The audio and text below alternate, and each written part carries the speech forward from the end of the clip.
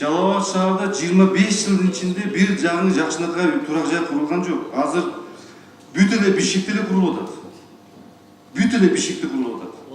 Сиз айтып атасыз, мына 2000 метр деп айтасыз.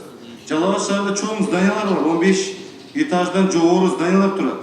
Ошонун зданиянын жанында зданиялар да уруксат болбой атат.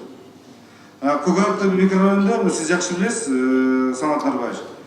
Көк микрорайон кайсы үйлөр бүттү, мына азыр вод болбой атат. Туурабы? Вод болбой атат. Ал жерде эл уже квартира алып киргизи келет элдер. Бул бир, экинчиси. Сиздер айтасыздар, ночной навигация тигиндей мындай деген сөздөрдү. Саат 4-төн кийин Жалал Абад аэропортуна келбейт, учуп келбейт самолеттер. Жамыр жаса келбейт. Ошондуктан бул жерден сиздер же норманы карагыла, же башкача карагыла, бир Жалал Абад шаар өнүп өсүш керек да. Ошону сиздер мындай талап кылабыз биз да жок кеңеште. Ошону карагыла, така бербей тиги мыйзам элечи.